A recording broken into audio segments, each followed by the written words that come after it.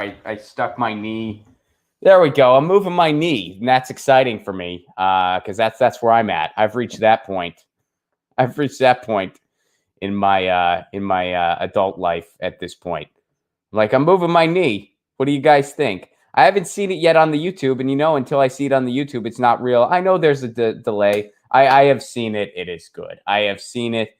It is good. What's up, everybody? Good morning. I did my time zone first. I never do that. I never do my time zone first, but I did this time. Cool. Good afternoon to all my East Coasters. Good evening, if it's evening where you're at, and to everybody in the future, Australia, New Zealand.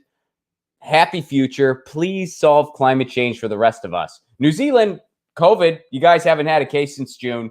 You're living your lives. Fix climate change for the rest of us, please. I know it's a tall glass of water, but come on. We need you. We need you. And New Zealand, your Kiwi are delicious.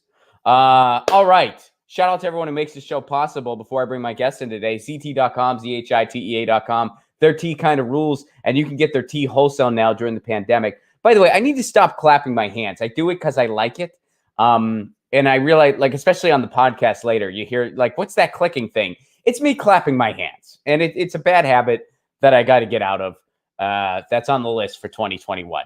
Stop clapping your hands. Anyway, ZT.com. Some of my favorites. The Monk's Blend, the Raspberry Pecan. And you can get all their tea wholesale now because of the pandemic. They supply the tea to Get Your News On With Ron. And friend of the show and good lefty Jeffrey, it's his tea shop. So support a local tea shop and, an independent tea shop. I guess it's only local if you live in Austin, but an independent tea shop that supplies the tea to this show, ZT.com, ZHITEA.com. There might be a Placone tea coming in 2021. Fingers crossed, folks. Also, our friends over at triageoil.com, TRIAGE oil.com. Trendy Nay educates the public on cannabis with his show. And he makes topical pain oil that you put on your body that I use on my neck all the time. And it has really, really helped. You guys know I was in a bad car accident in 2013. My neck will probably never be the same. This pain oil has done more for it than anything else has. All right, guys, this is the last week for the year of Get Your News On With Ron. You guys know that I take some time off at the end of the year, and then I come back in the beginning of January. It will probably be second week of January that the show comes back. I haven't completely settled on that yet. And I'll, of course, before the last stream of the week on Wednesday, I will formally make that announcement. But this is the last week of shows for 2020. So I'm having some of my favorite people on. And this is one of my favorite people. And not only is she one of my favorite people, but we also have an exciting announcement that we're going to make at the end of the stream today. But in the meantime, please welcome back to the show the host of the 34th District, an amazing writer. You can catch her stuff on our Rockfin, Tina-Desiree Berg. Tina, what's up? Hey, glad to be here. Good to see you. I hope everything's well. I know we were BSing a little bit off mic. And, of course, Hypatia, your dog, is in the studio. Yes. She was scratching at the door. I could hear it. I was like, it's Hypatia baking cookies. What's going on? And you were like, she wants in. I was like, let her in. Let her in. Lucy's on the couch. She's sleeping. Yeah, she might wander over here at any second. So if you see a giant dog in the background, that's Hypatia. Yep. That's how we roll here. It's a dog-friendly show all the time. So, Tina, do you feel great about where we're going to go first here today? Our stimulus. I mean, they really came through for us. This is I think if you could just sum up what's going on today in one tweet, I think this nails it. Check this out. Your federal government at work. CNBC, Congress agrees to a COVID stimulus deal. Here's who will likely get a $600 check and when you'll get it. Right below it, The Hill, just in. Congress to approve a $1.375 billion border wall in 2021. That's your government at work, folks. That is your government at work. It is beyond, it's not even a parody at this point. No. It's worse than that. So here, let's get into the meat of what's going on. Congressional leaders reach an agreement on a COVID economic relief package. Congressional leaders Sunday reached a deal. It includes $600 direct payment to Americans and $300 in enhanced unemployment for the next 10 weeks. The $600 checks will go out to individuals who made less than $75,000 in 2019 and couples who made less than $150. Not 150,000, literally $1.50. They really hate you, folks. Your government really hates you. So Holy that's shit. where and then That's where we're headed, let's be honest. Right, no kidding. Well, I just said, I was like, Congress has reached a deal, and I am excited for the Jiffy Lube coupon. I mean, we all haven't been driving as much. Dude, I'm gonna throw a pizza party with my $600. I don't know about you. There you go. Yeah, I'm gonna invest in some pitchforks and guillotines. That's what I'm gonna do. It's so ridiculous. It's so ridiculous. I mean, you can't even pay rent on that in Tennessee, let alone LA. What are they thinking? It's like almost rent for a little bit in a country where we have gotten a one-time $1,200 FU payment. And now we're going to get $600. And by the way, here's another thing. Just in case you thought they didn't have any holiday spirit, they have a little bit. Dependent children will be receiving $600 this time rather than $500. You got a kid? Here's an extra hundo. We love you.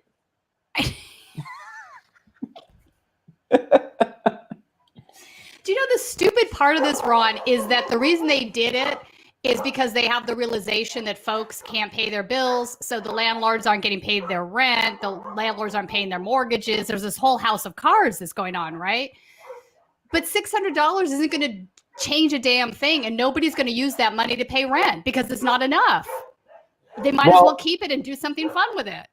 My buddy Rick Overton tweeted this out. He's like, the only entity that the $600 really helps out is the people dishing it out. This was kind of, I mean, that's my buddy Rick Overton. Follow him on Twitter. But yeah, this was like, he's right. This was people have been describing this as the let them eat cake moment. That's completely what this is.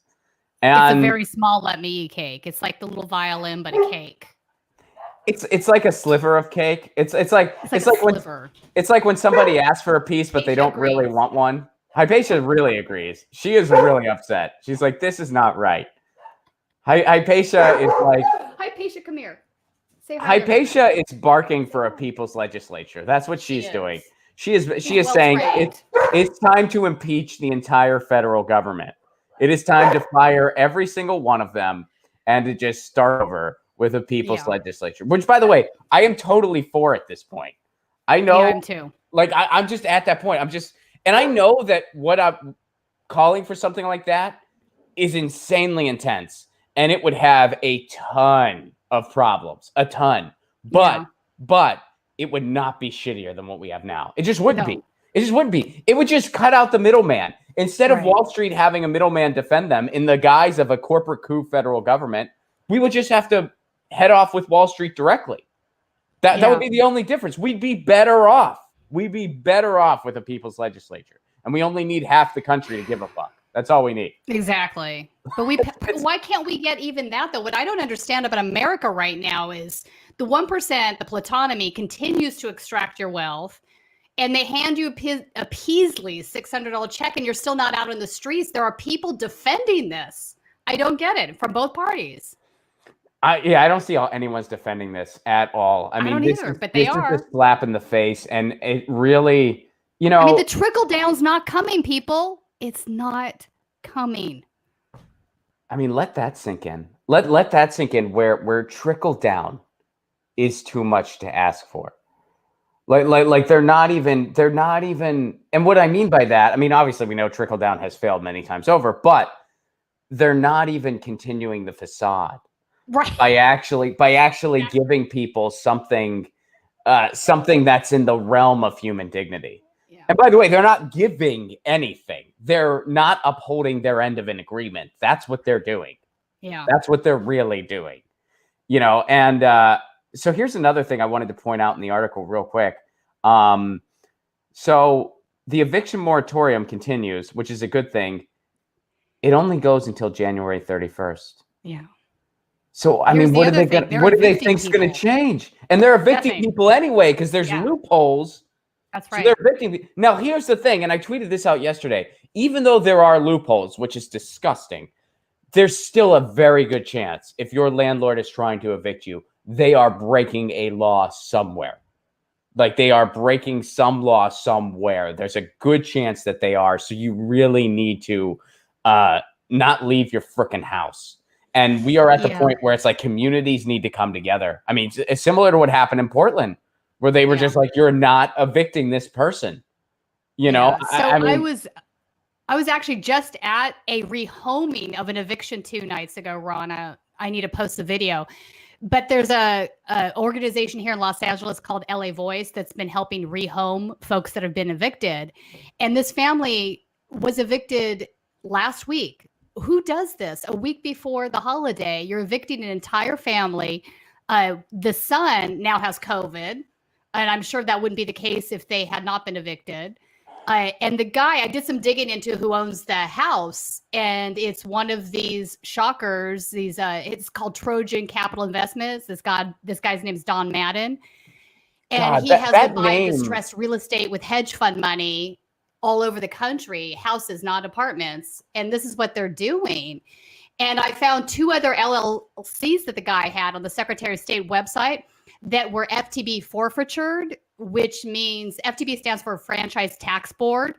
So that means that at some point, the LLCs were forfeited for non-payment of taxes. So he ends this one and he just starts another one and carries on with what he's doing. And what's the name of it again? What's the name of the company? So this particular one is Trojan Capital Investments. That just has, you have to be a villain if that's the name of your company. Oh, wait, it gets better. His other one is Trinity. He's a Christian. Trinity. Oh, of course he is. Of course he is. Trojan. Trojan is condoms. That's supposed to be protection. What he's doing is the opposite of protection. Hey, I'm gonna name myself after condoms in the name of housing insecurity. Oh, and of course, what would Jesus do? Right. Are you? I know. It's frightful. You know what Jesus said? He said, pay the rent. That's what he said. Yeah. He also said, don't pay your taxes and get your LLC forfeited to the California Secretary of State. I mean, this is crazy. That was also him. Yeah, I remember that. I've read the Bible once because YOLO. Anyway, this is really tragic. And, you know, they rehomed the house 2 nights ago and the police have already showed up to evict her again because, you know. Because they're cops. And because they're cops and these landlords are pieces of shit. Yeah. I mean, that's the reality. It's remarkable. So they've extended that until January 31st, even though people are getting evicted anyway. What do they think is going to happen after January 31st? Where do they think the $600? I mean, I think they are so out of touch. I think that they think $600 covers rent in a lot of places. They think. I think they truly believe that. That's how out of touch they are. And you know the worst part is all these folks owe back rent, so they're going to be required to not only pay this month's rent, but the $15,000 in back rent that they owe. That's not going to happen. There's like, I mean, I saw an article the other day, like a huge percentage of Americans, it's over like $5,000 that they owe in rent at this point. What is $600 going to do? Nothing. Which is why the entire purpose of it is ridiculous. Nobody's going to use $600 to pay back rent.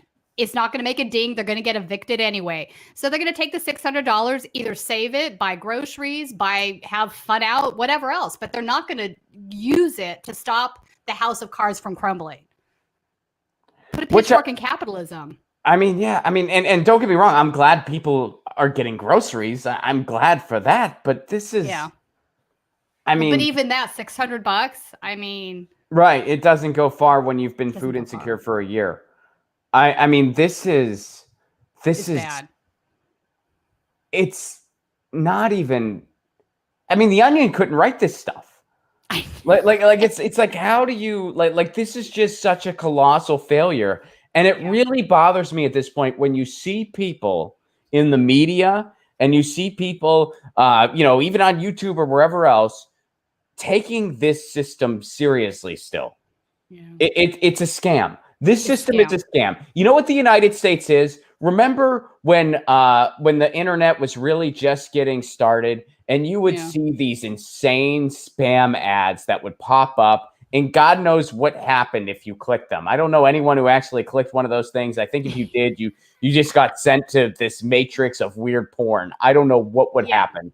Or a virus. It's like, or a virus. But if one of those ads somehow formed a civilization, that's the contemporary United States. That's what we are. We are the MySpace spam ad of the world. That's what we are. I mean, that is what we are. Raise your hand if you had a MySpace page. Oh, I'm raising my hand. Yeah. Or Friendster.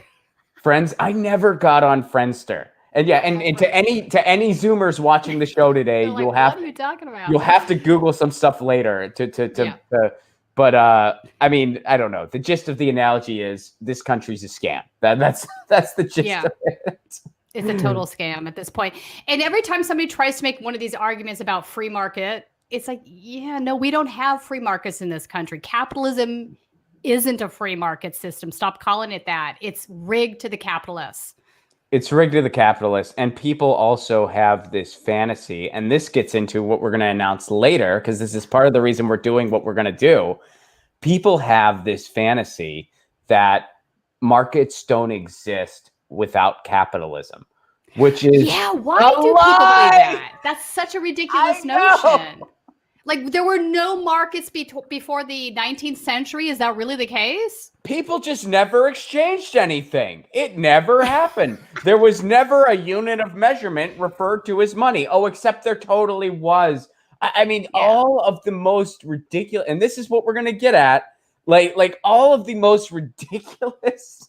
And especially, I get it all. Like whenever I tweet about capitalism, there is inevitably somebody who thinks that they cracked the Da Vinci Code, who will tweet at me and say, oh, so I guess the tickets to your shows are going to be free from now on.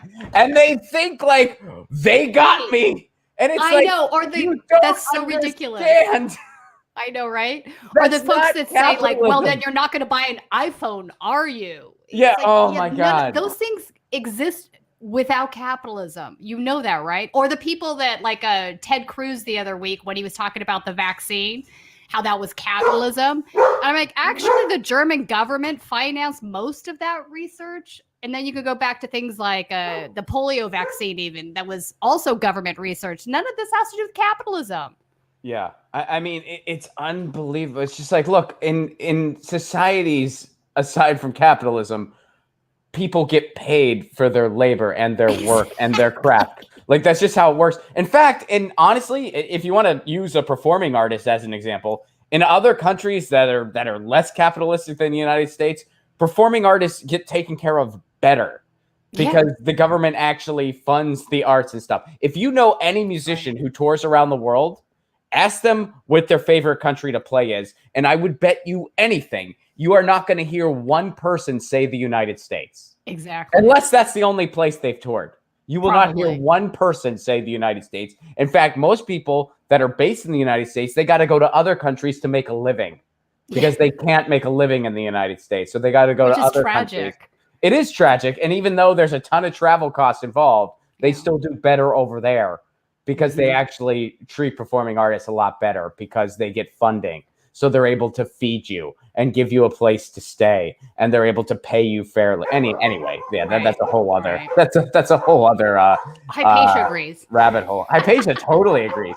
Hypatia is barking about some killer shows that she has seen in a punk squat in Milan, Italy, and now she's got the neighbor going. Got the neighbor going because the neighbor was at that same punk show. Exactly. Because they bring their dogs to those. People bring their dogs to those types of shows. So Hypatia has a past life as a punk rocker. She does. She's a fan. Hypatia was really into the Milan basement scene in like the late 80s. And she that's actually some of the stuff I dive into in Lucy and Ron. Like there's some Lucy and Ron comics where like Lucy used to hang out with Danzig and Madison and she tells Ron stories about it. Those are a little more niche than the rest. Now of them. all the Zoomers are going to have to look up Danzig. They know Danzig. They know Danzig? Yeah, I mean, the original Misfits toured this year. So they know They Danzig. did? Yeah. I caught the show. Attention. Oh, you missed it. All right. My wife and I caught the show in Los Angeles. Nice. They played it in downtown. It was good. I mean, you could tell they were kind of like just trying to get through it maybe a little bit. Yeah. But it was, I mean, it was good. And they played almost everything. I mean, they even played Bullet, which I was not expecting Bullet. So I was thrilled when they freaking played Bullet. And Nice. and I kind of just turned to my wife and I'm like, I'm glad I got to hear almost everything I would want to hear, because this is probably going to be a one-time experience. I doubt I will ever see the original Misfits again. I think this is it. I don't know if they'll ever tour again, but I got to see them. I got to see Danzig sing the Misfits, which are his songs, and that's awesome. Paige is a fan of that too. Well, she's so pissed she missed that show. She's like, Mommy, why were we not at that show? Why did you not take me to the Misfits show? They have to tour again next year. She's barking loud enough that she's hoping Danzig can hear her, because he used to live in your neck of the woods. I don't think he still does. He might. He did. Oh yeah, you know who lives here is Zach De La Rocha from Rage Against the Machine. So I see him at the gas station and stuff. So she's barking at him to make sure that they do that reunion tour again. She wants Rage. Exactly. Because they were going to tour this year, but I'm a big fan of that. So I'd love to see them. They were going to tour this year, I think, but then the COVID put an end to that. So yeah, I don't know if they're still gonna. I mean, I'd imagine they might. I don't know. Hopefully they do. Hope so. Anyway, your government's a scam. And moving on, we're gonna do before we get off the stimulus or lack thereof. We're going to look at one piece of good. Because by the way, $90 billion. Where is all of it going? Not to you. The border wall, apparently. Yeah. And banksters. Yep. And banksters and Wall Street yet again. But here is a little bit of good news of something that was included there, that it's a small victory. And, we got to take the small victories when we get them, folks. So here is a little bit of a shred of good news of something in this stimulus that's a good thing. This is from Free Press. Stimulus bill is set to pass with billions for people who can't afford broadband. Oh. That's good. So that's good. And you guys know, and Tina, you know this too, but for everyone listening and watching, municipal broadband, city-owned internet, and net neutrality is a big part of the mission of this show, and broadband accessibility is part of the mission of this show. So this is some good news in that department. On Monday, the House and Senate plan to pass the $900 billion stimulus package to provide relief for people in need during the COVID-19 pandemic. That's from the article, But here's the good news. $7 billion is going to be set aside for broadband, including a reported $3.2 billion for an emergency broadband benefit that will be available to individuals and family who cannot readily afford essential internet connections, and up to $1.3 billion for broadband connectivity on tribal lands and communities surrounding historically Black colleges and universities. Under the $3.2 billion program, low-income people who are already eligible for the FCC's Lifeline program will be eligible for a benefit of up to $50 per month. That benefit will also be available to families that are eligible for free school lunches, college Pell Grant recipients, and people who have lost jobs or been laid off at any point since this economic crisis began. So this is good. Does it go far enough as far as our broadband needs as a nation? Of course not. But this is a win. We'll take it where we get it. Now more than ever before, we're seeing how important the internet is in our lives as a utility. What would we have done during this pandemic without the freaking internet? Right. So we'd be bored to tears. Well, not just that, but I mean, people need it for work. People need it for school. Unable to communicate, a whole host of things. I'm a big supporter, as you know, as a municipal broadband too, Ron. So I know I geek out on it harder than most people, Tina. It's important. I know that it is important. And it takes, sometimes you need a comedian to just geek out on it to help spread the word. And I'm happy to occupy that lane. It's a lane that means a lot to me. It's a good lane. And it's a lane that I'm pretty sure nobody else wants. And I do want it. So that's great. It's a good lane. Most of Europe, I don't know if folks realize this, they have that. They do. The entire city's wired for free. What we do in this country is ridiculous. Well, it's us and Australia who kind of went about it the shittiest way. And where is there really shitty internet? Here in Australia. Not only do we have shitty internet, we pay out the nose for it because of the broadband cartel, which is what I call them. They've divided up the map. There's no competition. Yes. They provide absolutely shitty service and charge out the nose for it. It's ridiculous. It's an organized duopoly, and the broadband cartel is the perfect way to put it, because they behave like a gang. They behave like a cartel. They're like, this is our territory, this is your territory. You don't really infringe here, we don't infringe here. It's not like totally like complete black and white, because then it would be too obvious and people would catch on. So there's a little bit of overlap here and there, but for the most part, not much. You know, when you're in Comcast land versus AT&T land versus Time Warner, they do all that on purpose, and they cooperate with each other, and they try to stop municipal broadband. Absolutely do. That's I mean, there's been leaked documents that prove that. And our government sanctions this. So now we almost have like what I would consider sort of mini state-sponsored monopolies in each of these areas. Yeah. The DOJ does not do its job. No, they don't. And also, like, antitrust does not do its job. And this whole issue, it's about taking the infrastructure of the internet, which, by the way, we built. We funded the freaking internet. Right. It was, like it was tax dollars that funded the internet, that made the internet what it is today. We've also made it what it is today as far as the content. And now we're being told that it's not ours, that a big cable company can dictate our accessibility to it. Well, that's bullshit. And it is bullshit. More people need to be aware of what you're talking about right now, because the government does fund this. Even though it's corporations doing the work, a lot of these money is coming for the research, is coming from the government. Government-funded research is huge in tech. It's huge in medicine. And they use city infrastructure. Yeah. Big cable companies come in, they use city infrastructure to build their shit, and then they don't let the city build their own infrastructure, claiming it's their property. They're stealing on multiple levels. Yeah. They've tried to pass laws in a lot of cities, literally outline municipal broadband. That's insane. There's 22 states where there's red tape for it, and in different cities and municipalities, there's more red tape for it. So it's an uphill battle to do this. And that's why a lot of the times, and again, I'm not trying to I don't want to say this to diminish this news, because it is good news. And of course, there are underserved areas out there, and we need to really address that first and foremost. I'm all about that.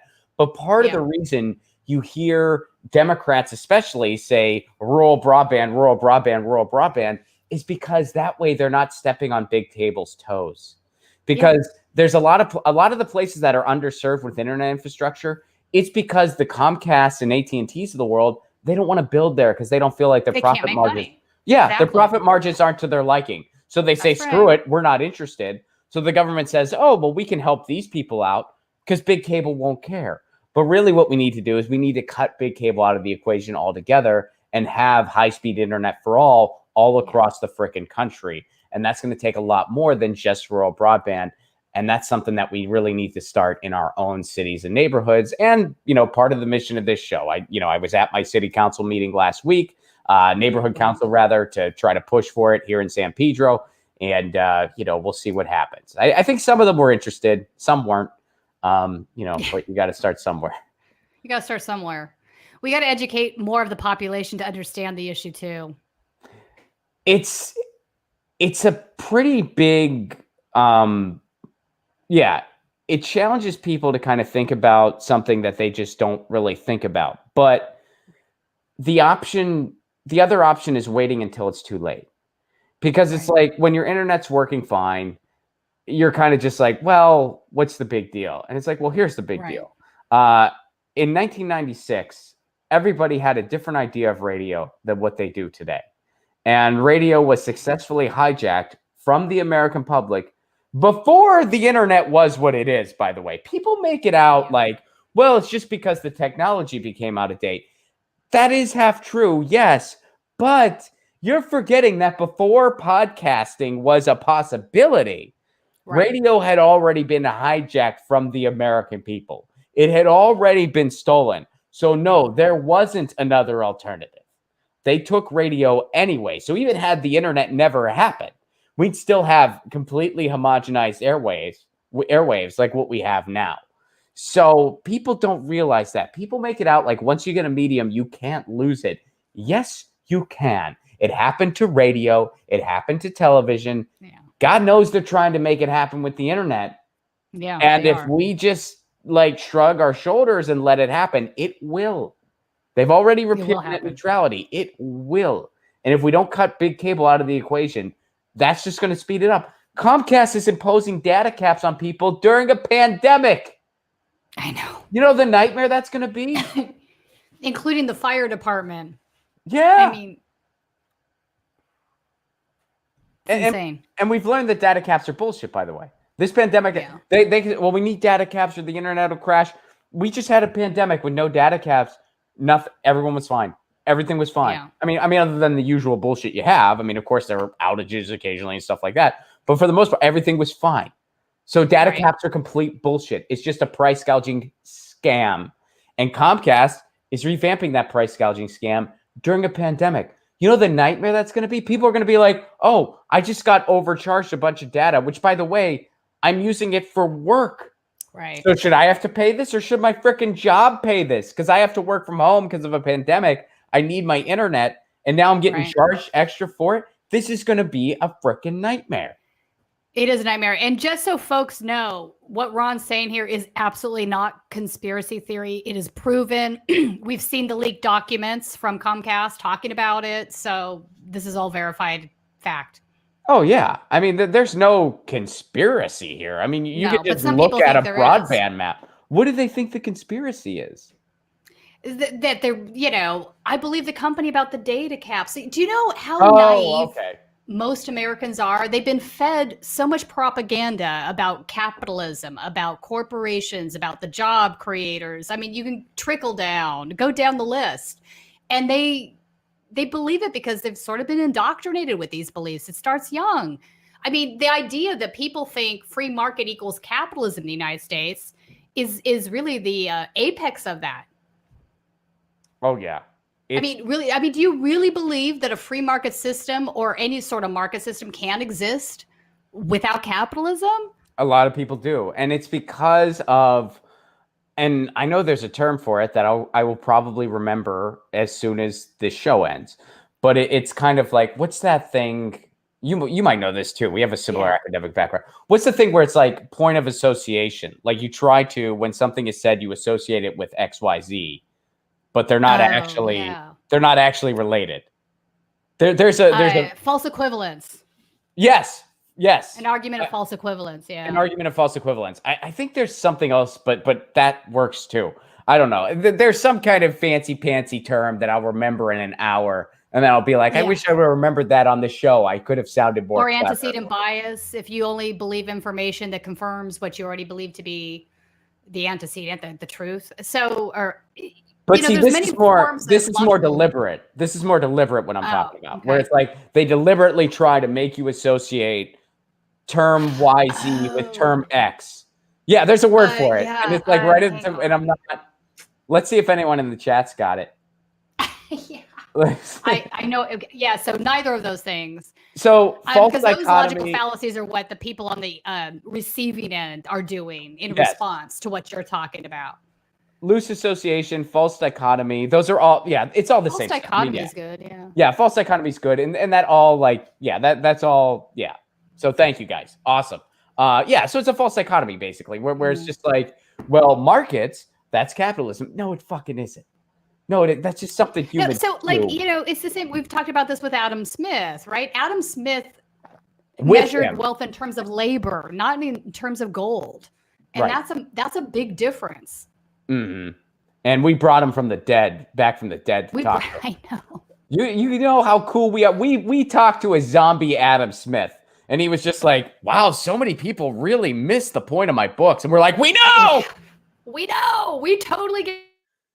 Yeah, the invisible hand. I know we've said this before, but maybe we have some new audience members. The invisible hand isn't about this free market system. In Adam Smith's belief system, he believed in benevolence, right? People do things out of benevolence. So in his scenario, the landowner actually is benevolent and doesn't allow for anybody to starve or to need anything. All of those things are supplied. But that's not reality with capitalism, is it? Right. Well, and there was also a call for like a small wage gap and stuff like that. I mean, it's funny. Yeah, he was pro-labor. And Labor deserved to own part of the production that they helped create. And the only people that like kind of address that are a handful of academics that nobody fucking reads. Chomsky is probably the only one I know of. Yeah. Well, yeah. As far as people in the public spotlight, and then it's like just people that nobody's heard of or read, and they just publish in their academic journal that nobody reads or cares about. And part of that is by design. I mean, they like it that way. And so it's but that's why we're going to be doing this podcast next year. That's one of the reasons we're going to be doing this podcast. So I got a little bit of interesting news here, and this pertains to Julian Assange. Tina, you may have already seen this video. Yeah, but, this is a mind blow. Sarah Palin. Here we go. Let's watch it. I did not see this coming. I did not see this coming. Hey, this is Sarah Palin up in Alaska. You already have my attention. That's all I need to hear. To be whatever I hear, it's Sarah Palin up in Alaska. I'm like, I am tuned in. How does Russia look? Grabbing the popcorn. I can see Catalina from my apartment. She can see Russia from her house. We have a lot in common.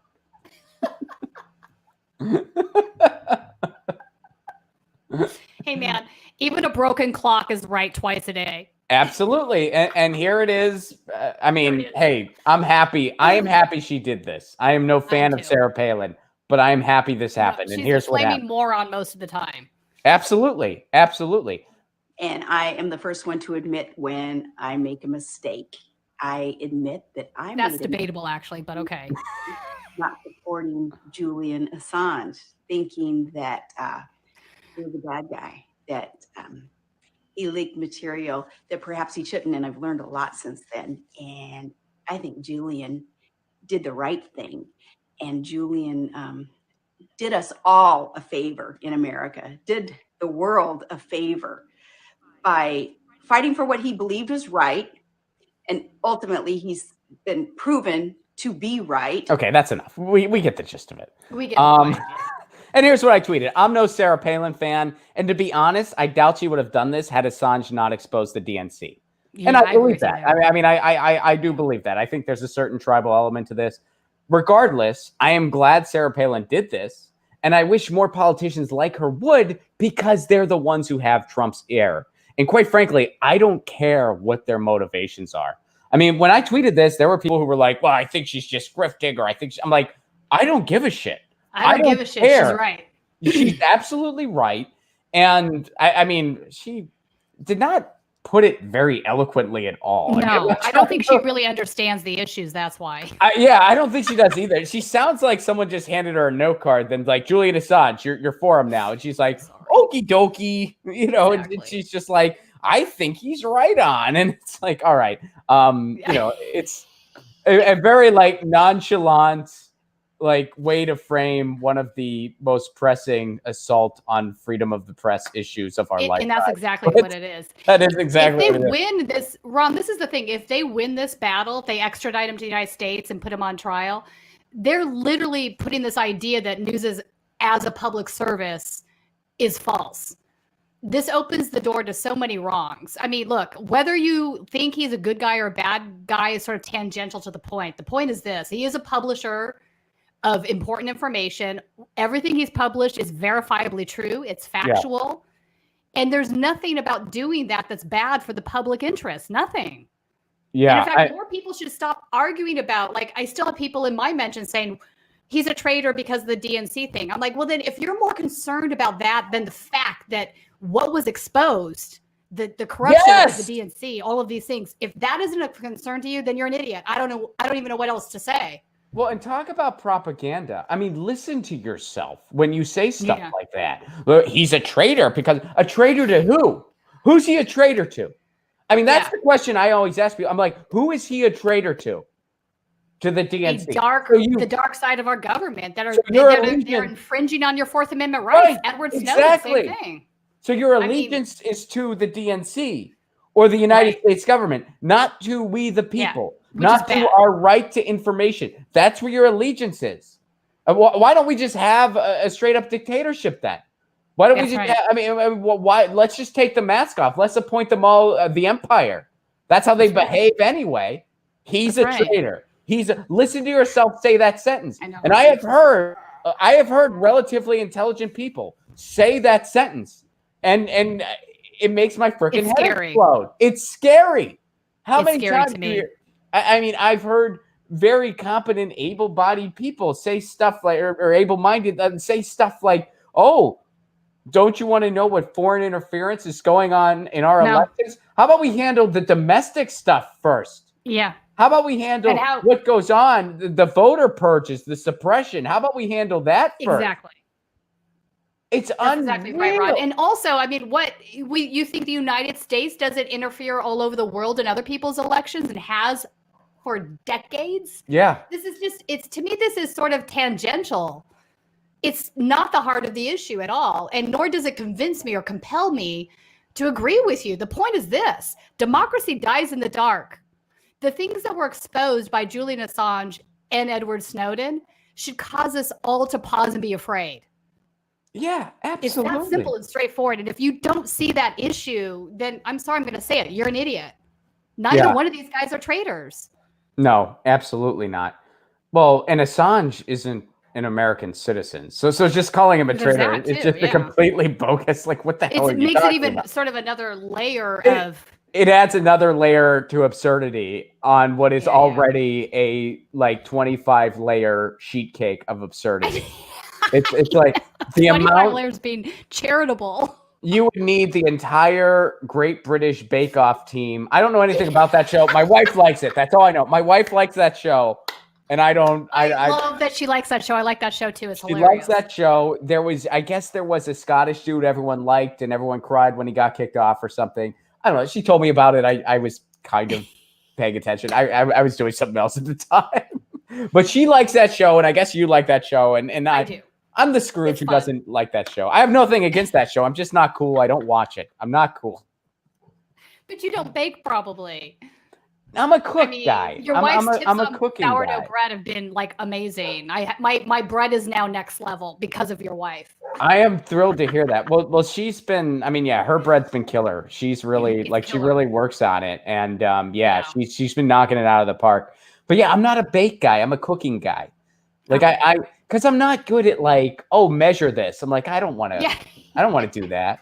Whereas as cooking, you're just cooking is a little more. Yeah, you're just creating something, and if you fuck it up, you just you just shut up and eat it. You have more stuff to fix it, or you just eat it yourself and don't tell anybody about it. And try again. Yeah. Whereas baking, like you got to measure stuff, and if you don't, well, then it's going to be fucked up and it's burnt. And what are you going to do then? There's some science involved for sure. Yeah, and I'm more of an arts guy. So I like to cook, but baking, I never really got into baking. I've never really been good at it. I've never been able to do it. And my wife does both. She's good at both. So you can do both. I just choose not to. It's all good. It's all good. What are you gonna do? Are you more baking or cooking? Where do you fall? Or are you both too? You just cut out for a second. I said, are you more baking or cooking?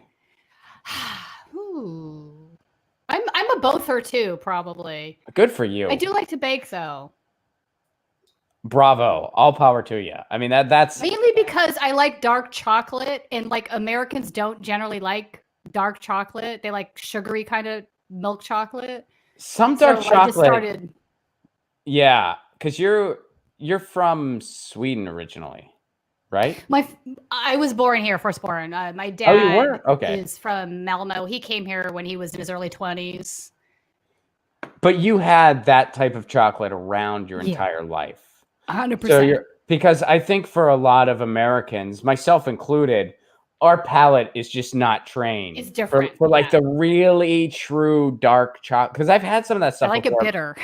Yes, I some of that stuff, like I just can't. But it's kind of funny. I had a good friend from Belgium. We pickle fish too. So that I think I can get into. I'm pretty sure I can get into that. Pickled herring's really good. I believe it. I don't think I've ever disliked anything pickled. So okay, good. I'm sure I could get on board with that. But my friend from Belgium, he brought me like some really specialty Belgium chocolate, and some of it was more milk chocolate, and then some of it was like the really dark stuff, like this is what we do over here stuff. And it was my palate. I just couldn't handle it, you know. And I get it. Like I knew it was very high quality stuff. I just couldn't. And it was funny. Like It's my very mom. different. Well, my mom couldn't get into it either, and she's like one of the biggest chocolate fanatics I know. But she totally has like, the "What American is palate. this?" Yeah, she's like, this isn't chocolate. And then and then my cousins, this was during like a family holiday, right? And my cousins were like, well, this chocolate is just not, you know, American palates. We're just not trained for this chocolate. Right. And then my mom, to her credit, she's just like, listen, I noticed neither of you two motherfuckers are eating it either. So I don't think those weren't her exact meanwhile, words. I would have gobbled it all up. I'd be like, Right. "Yeah, this is the good stuff, right?" Because Had that's I my known palate. you, Yeah. No, you're that right. would've been- You're right. So when I have milk chocolate, I'm like, this doesn't taste like chocolate to me. See, that's interesting. And I'd like to think I'm a little bit in between, because the super like milk chocolate, I can't even eat that stuff. It's too much. Yeah, it's too sweet. But then like the more like you go to, you know, a decent chocolatier and you get I actually like dark chocolate more than I ever have in my life, because my wife's really into dark chocolate and she got me into it. Okay. But I don't think it's quite the bitter level of what you are accustomed to. Probably not. Like I made fudge a couple years ago for the holiday season, and it wasn't sweetened fudge. It was dark chocolate fudge. Okay. Some people couldn't handle it. Right on. They were like, wait, what is it? I'm like, that's actually chocolate. And then you were like, you guys are posers, and you snorted a line of it in front of everybody. Exactly. You just snorted fudge. I was just like, more for me. It's all good. So I wish to bring it back to, I wish sorry. more politicians like Sarah Palin would do this, because No, you're Trump right. will listen to them. That's I mean, who look, Trump Biden pays called attention him, to. a high-tech terrorist or something. Like, Oh, did he? yeah. That's so at one gross. point. That's It so is, but- gross. And I don't understand the people that support Donald Trump and they're like fighting for Julian Assange. Like, do you not hear what Trump is doing? Because he doesn't support fixing this either. He doesn't. No, he doesn't. I mean, think that's really clear. and I don't think Trump's going to pardon us. I wish he would. No. I hope he proves me wrong, but I don't think he's going to. I don't have think he's very going to. little confidence. And, you know, I mean, we covered it when that pastor tweeted that stuff. We covered it because I was like, well, this is Trump's pastor. And then that guy was just bullshitting. He was So- bullshitting. But, you know, man, you got to try. And if politicians who have Trump's ear, i.e. someone like a Sarah Palin, will speak out about this stuff, I'll take it. I'll take it. No, I agree with you. You And know- I'm curious to know what motivated that. I think you're right about the DNC aspect, that she wouldn't have gone board. But I'm wondering who she's been having conversations with that's convinced her that this is the right policy. I mean, I'm curious. I'm curious too, because, and again, the fact that she's saying it's enough for me, I don't really care about her motivations. But what makes me curious about it, like you're saying, is that, you know, some people are saying, well, she's just grifting. It's like, yeah, but what grift is she going for here? I mean, mean, exactly. Like Julian Assange has been made public enemy number one through Right. By both years of parties. propaganda by both parties and a complicit media. And I'm sorry, you have no excuse if you're in the media at this point. You have no I excuse. agree. You are at worst a propagandist yourself and a criminal, and at best Yeah. negligent, and you don't deserve your job. If you are a journalist, and this doesn't mean you need to like the guy. You don't have to like the guy. That's nothing to No, do you with don't. that. You don't. I mean, I think he probably is a raging asshole, but I think that's a totally different conversation. It's totally different. It's not relevant at all. not What it relevant. has to do with is if you don't see this for what it is, a gross assault on freedom of the press, something that will be taught in history and hopefully taught the right way, where this was absolutely disgusting and just thumbs it in its nose at the principles we're told this country holds dear. That's right. You have no excuse at this point. You should have so you should part be of the- banned from journalism. Exactly. Part of the problem is a lot of these folks are pundits. They're not journalists per se. They're part of the media complex, but they're pundits. I think most journalists do support getting behind Julian Assange being let go. Having said that, I think the main problem is Julian Assange has dirt on folks in both parties and in folks in corporations. I mean, his stuff goes back, 2010, you had the HB Gary leaks. I mean, all of those folks, fast forward, are now part of Cambridge Analytica, Palantir. Yeah. So, I mean, there's a long history of people he's pissed off that are wealthy in places of power. So, and they don't want their secrets exposed anymore. And he's been very efficient in doing that. So that's very threatening. Yeah. Well, Sarah Palin, thanks for getting something right for the first time ever, I'm pretty sure. And I wish more preferably people more powerful than Sarah Palin. More, I mean, as far as people who have Trump's ear. Yeah. Because I think somebody that could really make the case. Oh, absolutely. I mean, has anybody in the squad come out in support of this? Where are they? Not to my knowledge, but not to my knowledge either. So. But they don't have Trump's ear. I mean, I'm just talking about people who have Trump's ear. I mean, they should just because it's the right thing to do. Absolutely. 100%. But as far as this is why I'm happy Sarah Palin did this, part of it is well, she has Trump's ear. And I'd like to see people with power who have Trump's ear. And that's the big problem, because I think, I think there's a good chance, I don't know if it's good or bad, because I know nothing about Trump's pastor, but I think there's a chance Trump's pastor was making the case for Assange and Trump was listening, because Trump just listens to whoever has his ear last and compliments him. This is true. I think maybe he was listening. And then what happened was Hypatia agreed with it. And Trump was like, well, Hypatia, I hear you. And then somebody, more powerful behind the scenes who really has Trump's ear, and let's be honest, this is the same war machine. Trump's just the same.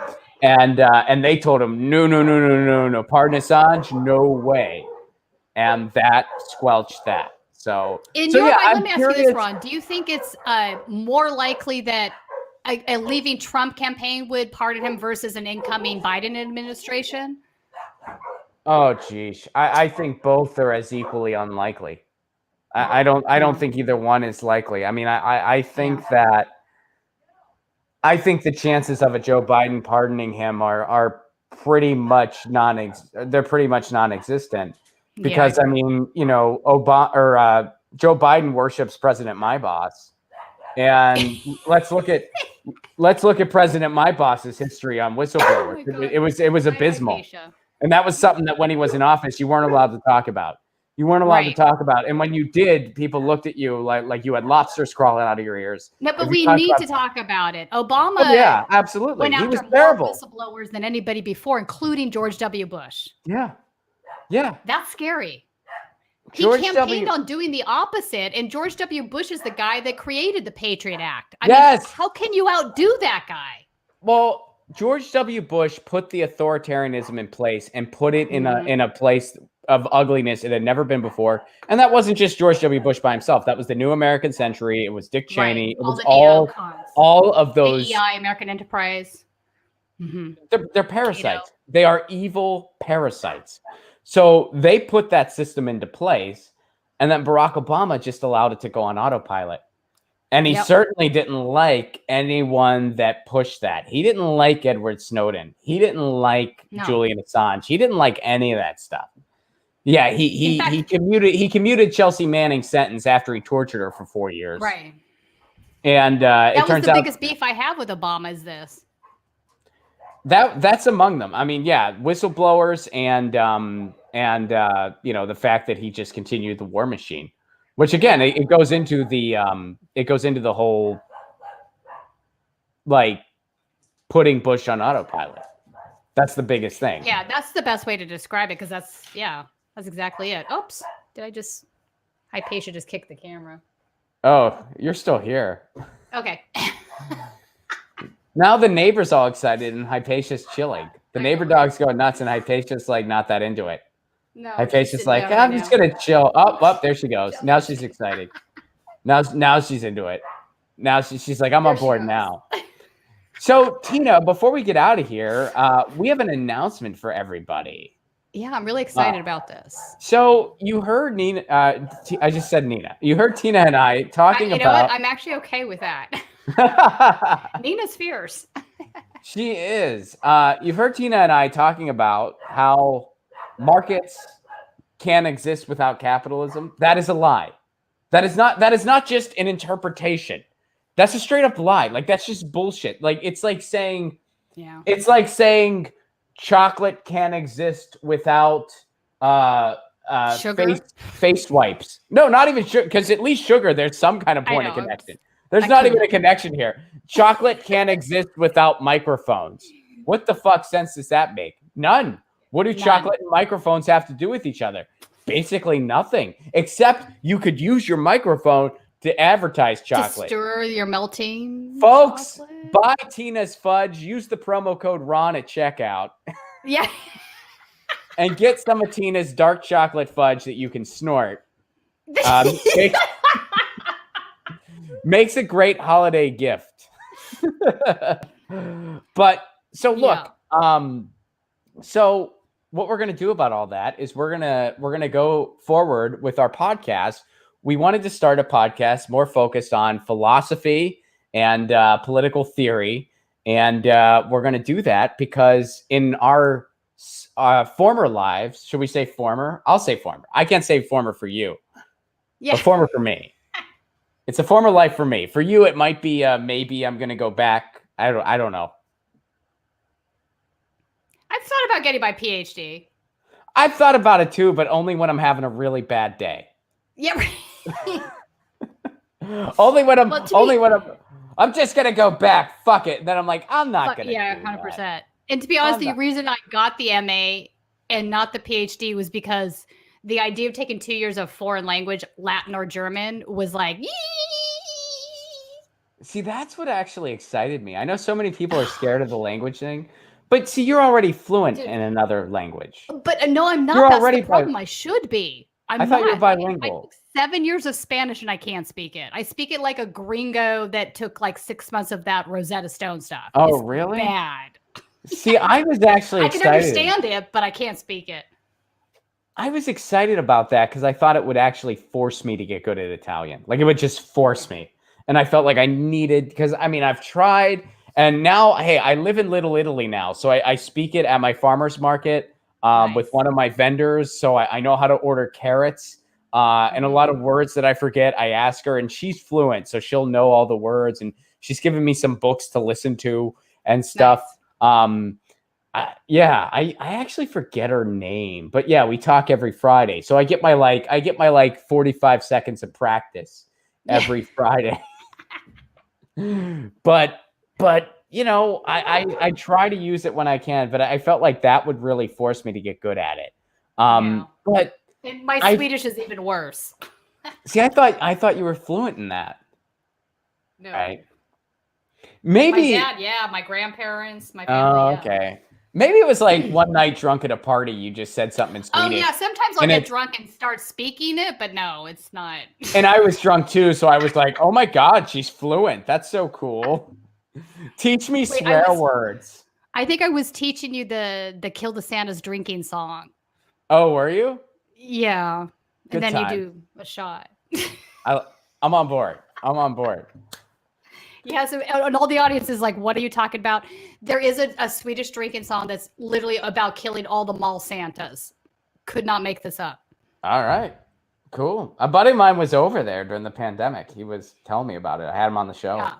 He was talking about it. But so anyway, in a former life, an academic, and so was Tina. We were both academics in a former life. And the way that works, I think, let me know if you think this is accurate. I think MA or MFA, or well, not MFA, because that would mean it's terminal, but like MA or like MS or whatever, that is sort of like the, are you going to be a lifer or not? That's sort of the test where it's like, are you going to join the club or not? And then some people, they do it and they're like, I'm joining the club. Other people are like, I'm not joining the club. Some people, they think they want to join the club and then they join the club and then they never finish. And they're like, well, I was working on my dissertation. I was doing this, but I never finished. And it's like, well, you basically just wasted 3 years of your life, really. So, You know, and I actually wrote a thesis paper. I didn't do the test. So I have a 107-page thesis paper that I wrote as part of mine. there you go. It's just a language thing, really. Yeah, I mean, it's yeah. So I made the choice where after MA, I was like, I'm done. I'm done, at least for now. I was like, maybe someday. And I suppose that someday might still be out there. I doubt it. I really doubt it. But you know, to each their own. And so Tina and I have decided we're going to start a podcast focused on political theory and focused on philosophy, where we incorporate some of our academic nerddom that led us to be super. I mean, I guess I was far left before graduate school, but I got further left. So did I, actually. School. Like I got further because I read a lot more stuff. And I'm like, oh, yeah, this is kind of. And now I'm sort of like, oh, the whole thing is a scam. And part of that is the world at large, too. I feel like in 2016, all of my worst suspicions about the Democratic Party were proven correct. And now in 2020, all of my worst suspicions about the United States government as a whole were proven correct. So now it's just like the masks are completely off. And I can't even sugarcoat any of this bullshit anymore. And here's the fun part, folks. There have been philosophers over the years warning against ever doing the bullshit we've done. They've warned against this stuff. Yep. And the problem is a lot of them are writing a really long time ago. So you got to kind of look in between the lines and then just kind of say, this is what they're actually saying. But a lot of academics, they don't like to do that. What they like to do is they like to speak in an even more flowery and grandiose manner, so that no one knows what the fuck they're talking about. Yes, they're like, I want to talk in a way so that no one knows what the fuck I'm talking about, but the words sound nice. But honestly, and I think some of those pub guys, they don't even know what they're saying. They're just stringing together words. They're just stringing together words, and or it's like if you come up with something that is like out of the box and contrarian, you get a gold star, even if what you said is just completely ridiculous and has no like. Well, hear me out. What if, in fact, a table is actually a paradigm of a metaphor of a simile? And it's like, what the fuck are you on? Like, whatever it is, give me some of those drugs. And it's like, Alice O'Kell's book, the Fashionable Nonsense, is still one of my favorites for that reason. It calling out this stuff. I don't know if you've ever read that one. Well, you know what? I'll never forget this moment because, like, when I was first in graduate school, I kind of like, I don't want to say I like completely drank the Kool-Aid, but I really enjoyed it for a while, and I did enjoy graduate school. Like, don't get me wrong, I don't only have negative things to say about the academy. I have a lot of positive things to say too. I just, kind of sniffed out a lot of the bullshit as well, But and so did you.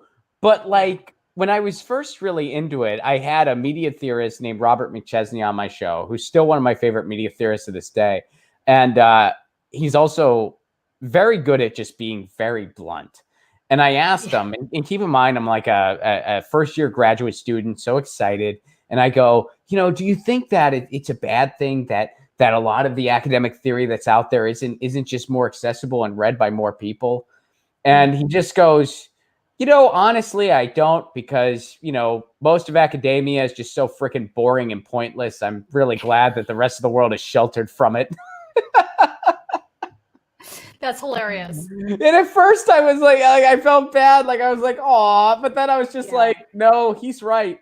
He's absolutely right. He's so right. But I think I was fortunate because, so by the time at UC Irvine, they actually have two separate philosophy departments. They have one, the regular philosophy department, and they have a second one called LPS, which is Logic, Philosophy of Science. And obviously there's so many kinds of philosophy out there, right? So I did the LPS track, and what was interesting for me, or it still is actually, is when people like ask me about some religious philosopher or somebody else, and I'm like, I have no idea. I didn't study that stuff. You know what I'm saying? So I think it depends on what school you go to too. Because Oh, a lot big of them that time. are focused on like postmodernism or religious stuff are just like, Yeah, well, I mean, you got to avoid that stuff you got to avoid that stuff. if that's not your Exactly. lane, and you got to avoid it to the best of your Definitely not my ability. lane. I mean, I did. It's not my lane either. I mean, I went to Duquesne University for my master's, Right. and you know, we did have to read some Augustine, and Okay. Yeah. it was the most useless stuff I've ever. Not well, that's a bit harsh, but it was very. I don't know if it's It too was harsh. very I mean, it was incredibly uninspired. I was Yeah. like, what's the point in studying this? What do you gain from this?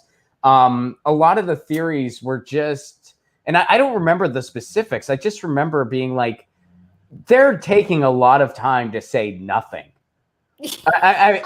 And people value that, but it's like, no, the type of philosophy you should value is that every sentence you're screaming Means at the top of something. your fucking lungs, or Yeah. or cheering, you know, or a little bit of both. You know, you read somebody like a David Graeber, Or clarifying just a really important theory of some sort. right? And you read a Yeah. David Graeber, Like, you read I'm a about fan of whom? Karl Popper. We should do an episode on him. Yes. So Tina and I are going to do a philosophy, political theory style podcast. We're thinking of calling it Academy Refugees. We're not gonna, we got to make sure no one else is using that name, and we're going to bat it around. That may or may not be the official name, but that's the name we're batting around right now. We're gonna live stream it, so we're gonna double post it. It'll be on my YouTube and Rockfin. It'll be on Tina's Rockfin. And do you have a YouTube or no? I have the District 34 YouTube, but that's where I focus with a couple other journalists. We work together, and it's a focus on Los Angeles and California politics. So it's newsy stuff, not my show. Okay, but my main thing is the podcast. And that's on iHeartRadio, Stitcher, Apple iTunes, all the usual platforms. And this is going to be available as a podcast too. So it's going to be available as a podcast, but we're also going to live stream it. So you'll be able to catch it in the video form online. And it'll be cross-posted on all of our individual channels, but it's also going to be its own podcast. So it's going to be its own podcast. So if you want to keep track of our philosophy, political theory stuff, it's going to be its own podcast. That's coming in 2021. And once we officially finalize the name, of course, we'll announce it. And we already have a couple episodes that we're thinking about. This is the one I'm really excited about. Well, I'm excited about all of them, but this is going to be a fun one because I'm in love with the title. We're going to do an episode about Ayn Rand, and we're going to call it Meh. We're going to call it Meh Rand. I am so looking forward to shredding her. Oh, it's going to be so fun. I just don't understand how anyone takes her seriously as a philosopher. She's a novelist, and she's good novelist, fiction, fine. But her philosophy is shit. It's insane. You never had any colleagues that put her on a pedestal in graduate school? Well, what? You never had any colleagues that put Ayn Rand on a pedestal in graduate school? Never. Oh, you're lucky. I'm not as lucky. I did. Like we skewered the shit out of her. Are you kidding me? Who argues that altruism is evil? Like, what the fuck are you smoking? I think the problem was she wasn't smoking. I think that was the problem.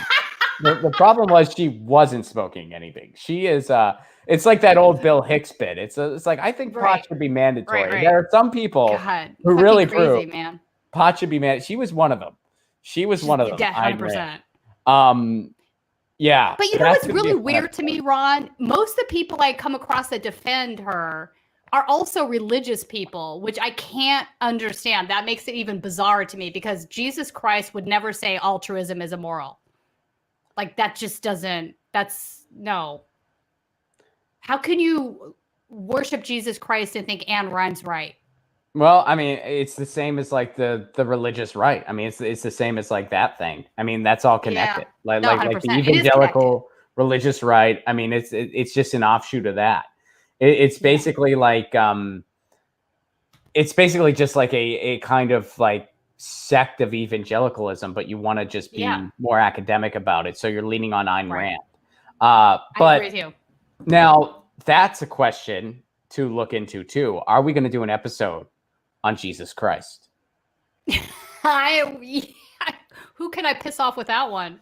Oh, we will piss off a lot of people with that one because I don't know if he actually existed, and I think when you really so full disclosure, I'm an atheist.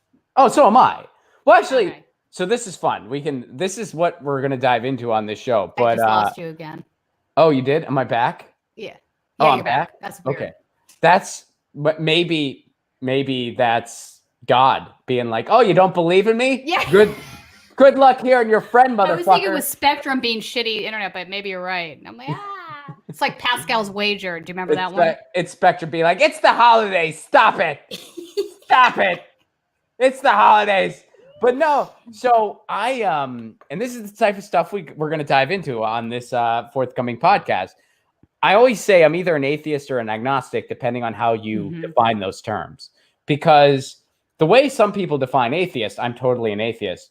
But the way other people define atheist, technically I wouldn't be. Because some people are like, well, atheist is like you say that you know there's nothing out there. Well, I don't know that.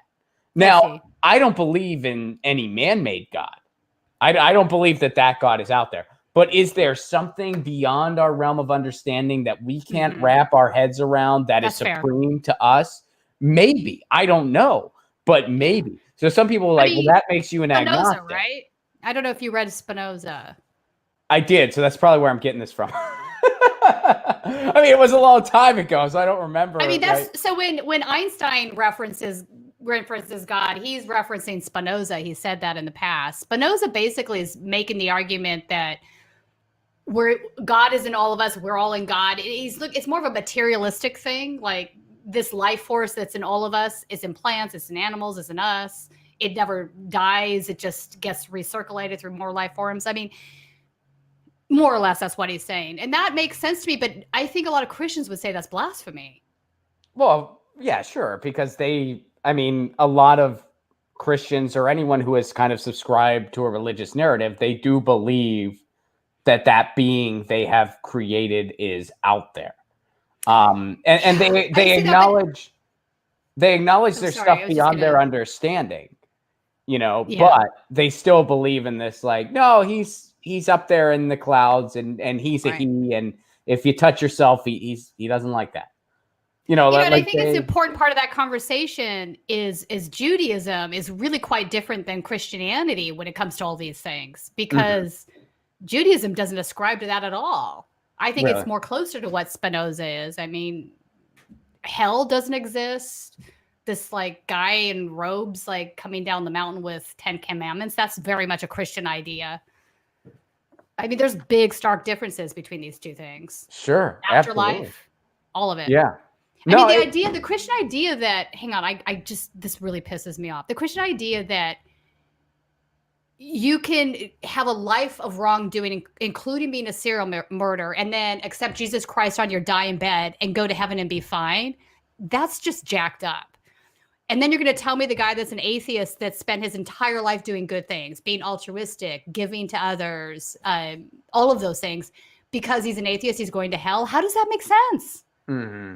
Well, I think it comes down to, and I was raised Catholic, so I had all kinds of this dogma, for so many years. And by the time I was a teenager, I was like, this doesn't add up. Like none of this stuff. It doesn't add up. And I think what it is, and this goes beyond any one, religion or whatever, but it's like when you keep trying to explain the inexplicable, you eventually get caught in just a big web of absurdity. And then simultaneously, the web of corruption gets thicker as well. I mean, and that's a big part of that's a big component here. I mean, the amount of pain and suffering and corruption religion has caused throughout human history is immeasurable. I mean, it's freaking huge. I do have Christian friends, and so I can hear them in my brain right now arguing with me. But, a lot of them will agree with what I'm saying. They get my point, right? And we get to this agreement where they say they believe in faith, which, okay, I can respect that. But it's this other stuff I have a problem with. Right. And I get that. And sometimes you just have to agree to disagree on something like that, because some people are just like, look, I understand that there's good and bad, but I pick and choose, and I take the good, and I just try to make the bad better. And it's like, okay, I respect your choice. Here's the choice I made. I'm not going to subscribe to those teams because I think that we'd be better off as a species if we didn't subscribe to those teams. So I respect your decision, and you got to respect mine. Don't you think there's a difference between good, bad, and evil? Like the concept of evil? Like, I don't think those are the same. Oh man, we've talked about that before too, didn't we? We talked about like just the concept. Probably. Because I think on this show we did. We talked about I think you're right. We did. Because I asked you, I was like, do you think there is a line where something is just straight up evil? And I think you said yes. Because I mean, I think so. Yes, I say yes. There's something straight up wrong. I think the concept of wrongness. Sure. And I think human beings can recognize wrongness when they see it, right? I think we're all, obviously we're going to exclude the class of psychopathy from this, right? We're not talking about those folks that don't have the ability to feel empathy, whatever. But in general, as a human being, this is why I have a problem with Ayn Rand. I don't think the default position is and when I say altruism, I'm using this term in a reference to like kinship theory. So the idea that we all are better off if we cooperate with each other. Right. That's how I use that term. So, and I think that is the default position. I think human beings understand that. I think the idea of the common good, it makes perfect sense. Mm-hmm.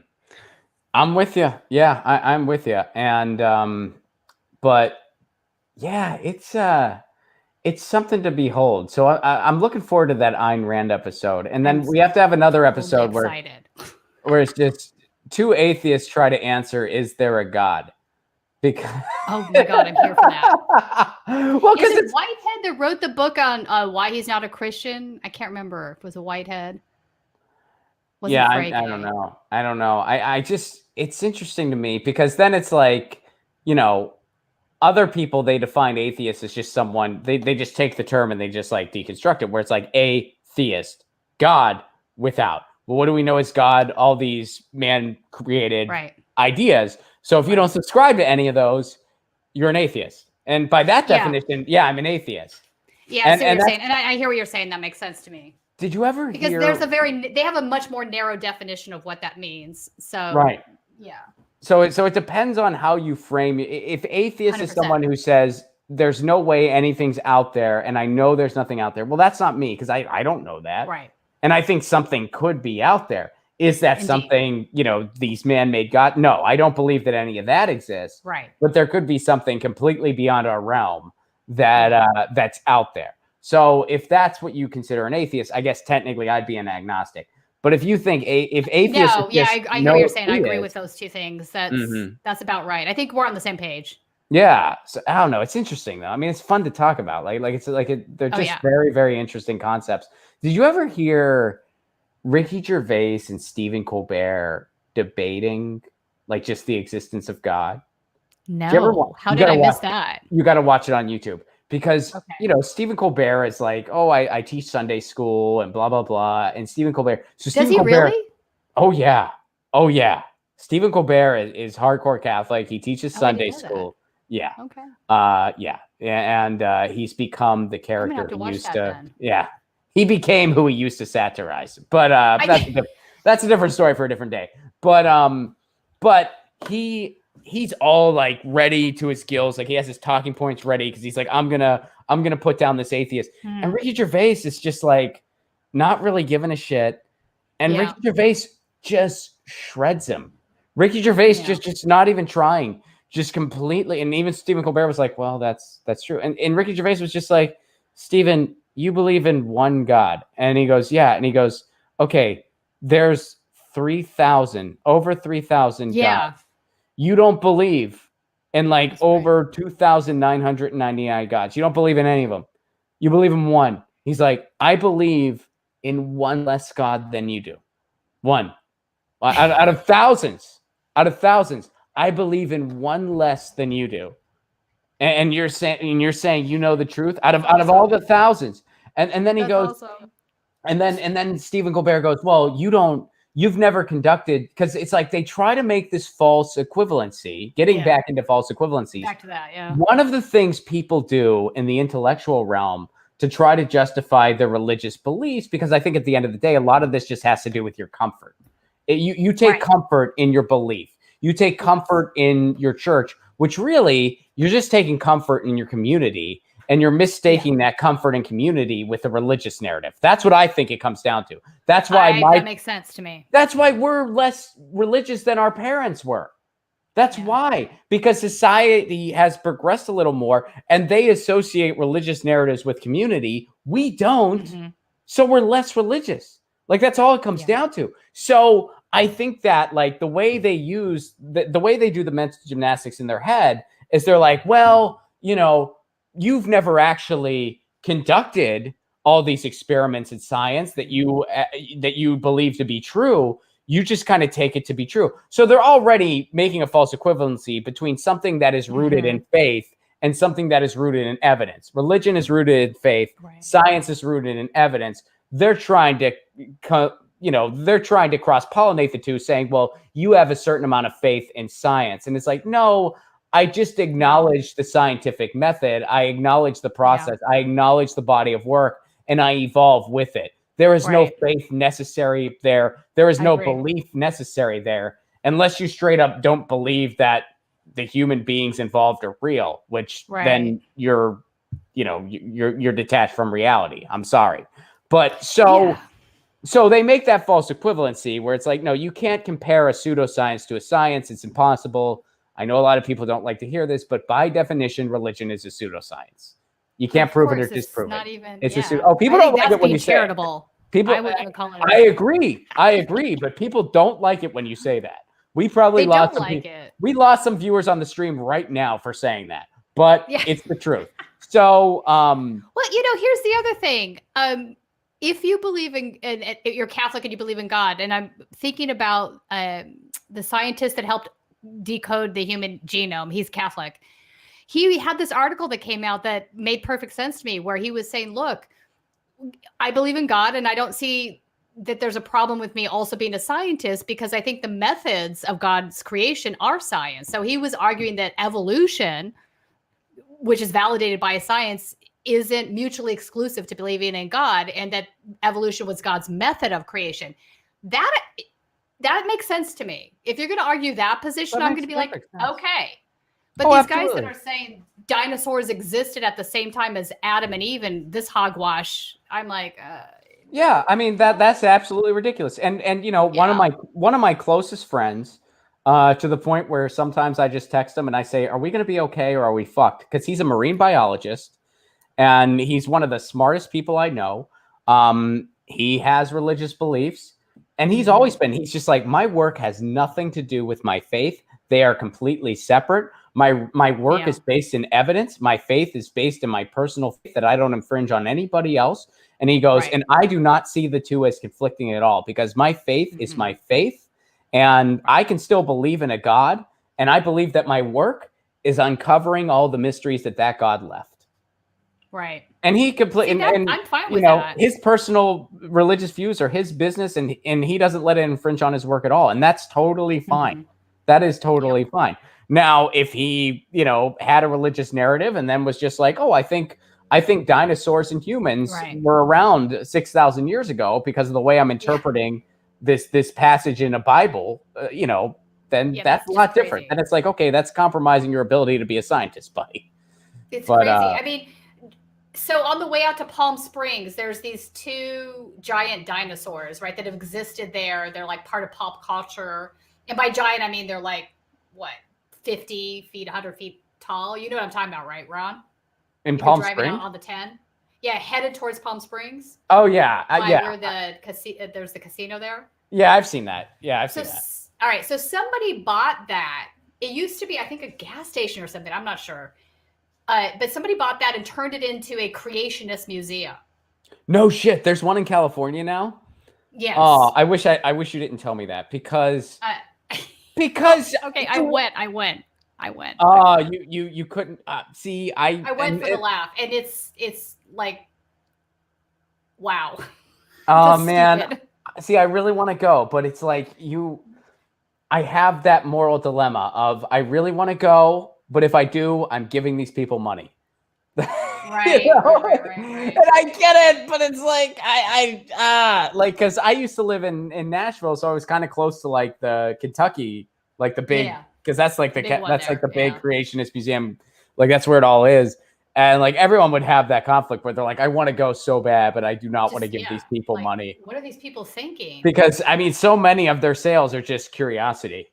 So like one of the things they did, Ron, is they added babies hanging off the dinosaur. Like, so there's like toddlers, like because they existed at the same time. They couldn't have at least made it an adult so it doesn't seem as dangerous. They had to make it a baby. No, I know, because you're like, yes, T-Rex is going to eat the baby. Are you people crazy? Like, they're like, it's sheer comedy. You need to go. Even T-Rex is pro-life. Even T-Rex wouldn't hurt this baby, and T-Rex is a carnivore. What is wrong with you heathens? It's crazy. It's crazy. Oh, I don't know who financed this, but it's crazy. Probably the same group. What was his name? Probably. Like Ham or whatever. Isn't that the guy's name? Ken Ham? Yeah. Oh, yeah, okay. And you know what's funny?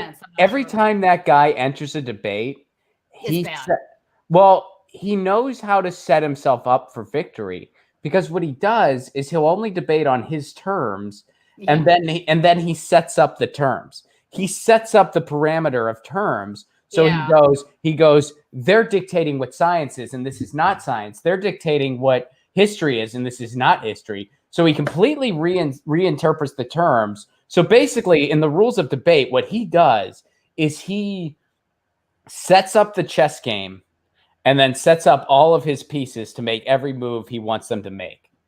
And then he still loses. He still loses. Yeah, Bill Nye. Because Bill Nye is freaking smarter than him. Yeah. So he's still and a lot of people don't realize he did everything. Bill Nye's playing 4-dimensional chess. Yeah, Bill Nye was just like, yeah, you totally rigged this board, but fuck you. I'm still going to play with what I got and beat you anyway. And that's what he did. Let's go to the chat here. Because, Kate, what's up? Can we put up a referendum? Directly to Congress? Might as well try. Absolutely. And Kate, I hope you're doing well. I still have been diving into Richard Hell thanks to you. So thank you very much. Christopher Walker, what's up, buddy? Time to also cancel student debt, bail out students. I'm with you, Chris. And yeah, I think they're delaying that for a little bit, but then they're not anymore. It's a mess. Melissa H, what's up, Melissa? I hope you're well. Everybody check out recycled books and music in Vermont. Recycled reading. I wrote the theme song for it. I had to like sing it in my head. Recycled reading in Vermont. Check it out. And Melissa, I hope you're having a wonderful holiday season. Is that a website? It's a store in Vermont. They do have a website. But Melissa, the super chatter here. Used books? Yeah. I love this already. I'm gonna definitely check that out. Zoom select board meeting tonight, hoping to be appointing the new town planning commission, created to work on new ideas and advise planning office. Melissa, that's freaking awesome. Thank you so much for sharing that. And Melissa, if you get it, you got to push for municipal broadband. Melissa, you're joining the team. Melissa, email me about this. We got to, join the team. This is awesome, Melissa. I hope you get the gig. Please get that gig. I'm rooting for you, Melissa. David. Thank you for the super chat contribution. Thank you, Ron. Thank you, David. Chris Kelly, the debate against religion would be better with Hedges instead of the typical American Christian fascist. What if it was Hedges versus the typical American Christian fascist? I tune in. But he's not he's a pastor, right? Or not a pastor. Wait, what? Chris Hedges, pastor? Yeah, not a pastor. I minister, is that right? I did not know that. He's something. I don't understand all the different sects, like the different hierarchies they have. I mean, I only know some of the stuff for Catholicism because I grew up with it. He's definitely not a rabbi. No, he's not a rabbi. He is. I think it's like some kind of sect of Presbyterianism. Okay. Because some of the sects of Christianity are like, I mean, some of them it's like they accept atheists. So some of them it's just like it's just like some of them it's just like we like the principles and maybe there's a God out there. So it's like, how are you guys a church? But like whatever. So I don't, I don't judge. I just try to be a good person, Exactly. But and people are saying in the chat that he has a book about this. So I'm sure he's explained this, but I don't know all the details. Like I don't know his personal I'll have to beliefs. look into that. I didn't know whatever. that. You know, I still like Chris Hedges a lot, no matter what. He's great. So, David, isn't the nature / the universe God? Yeah, I think some people make that argument. Yeah, that's the Some people Spinoza don't. argument. Yeah, so that's isn't there another But name? don't you for think that? Christians would call that blasphemy?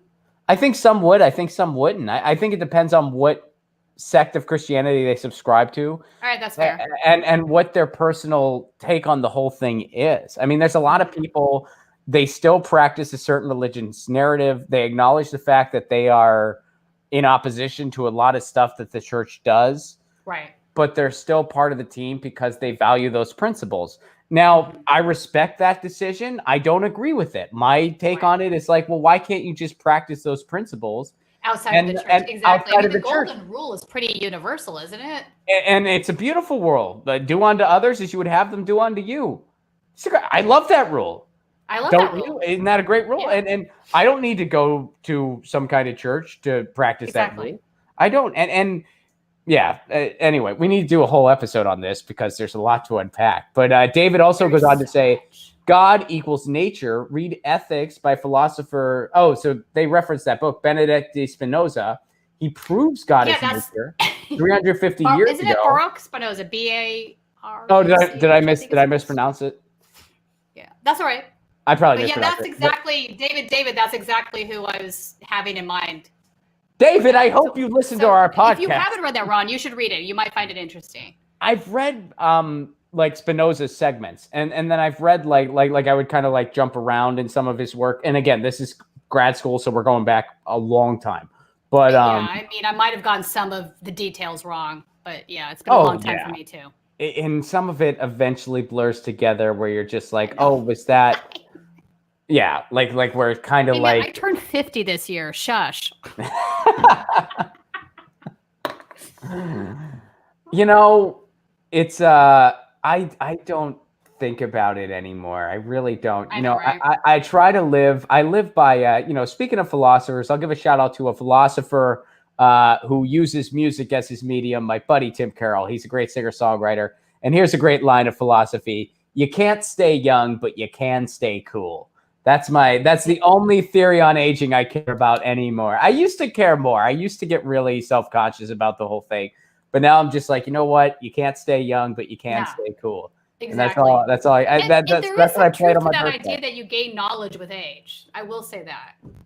Yeah, you gain it, but then some of it just leaks out of the short term, and you gotta like get it back. You just also you get a little bit less nonplussed about things. Like stuff that used to bother me when I was 25. Now I'm like, eh.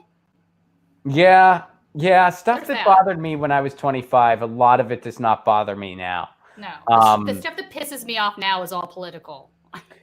Yeah, I feel like most of the stuff that pisses me off is stuff worth getting pissed off about. Exactly. You know, it pertains to the world at large or pertains to my line of work. And then that's about it. And you know, a lot of pettiness I try to stay away from. I'm married now, and my wife is a very easygoing person who does an incredible job at picking and choosing her battles. And I wish I could be more like her in that regard. And so whenever I'm in a situation, I'm like, well, wait a second. I don't tolerate this type of pettiness in my relationship. Like my wife and I would not tolerate this. If one of us was doing this, we would call the other person out, and we would work it out and sort it out. So why would I tolerate this in any other realm? Like, why would I tolerate this in any other realm? Like if in my own marriage, this is unacceptable. You know what I mean? And I think that's helped me not let bullshit get to me. Yeah. So that's the theme today, folks. In this holiday season, don't let bullshit get to you, and be on the lookout for mine and Tina's new podcast. We should do a poll later. We'll do a poll like, what do people think of the name on Twitter? We should do a poll. Also, let's do a poll on topics. Like, I'd be curious to know what areas people are concerned with or want to hear about. Because theoretically, I mean, I don't want it to just be theory. I want it to be the practical side and how it affects our daily lives now. I mean, especially with economics, politics, you know. Absolutely. Absolutely. Yeah, I'm with you. This is going to be fun, folks. And Academy Refugees might be the name. We haven't we're still batting around some ideas. We are. But we are definitely going to get mohawks. We're getting mohawks for the occasion. And my hair is long enough now because of these pandemic times. My hair's just all over the place. But yeah, Tina, in the meantime, where can everybody check you out? So follow me on Twitter. It's Tina-Desiree Berg. It's my name. My handle is notorious. What is it? Lefty Desiree McLefty face.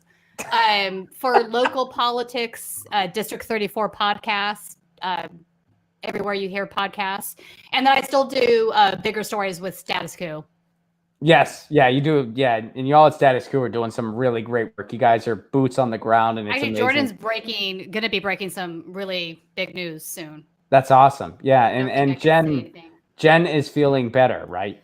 She is feeling better, good. And Rudy Giuliani and his brother can go F themselves for what they did. Agreed. I mean, agreed on many levels. Yeah. Agreed on so many levels. That is so irresponsible to hold a press conference in a room with no ventilation, no masks, and you have COVID. What are you thinking? Yeah. So thank you, Kate. Thank you, Christopher. Thank you, Melissa. Thank you, David.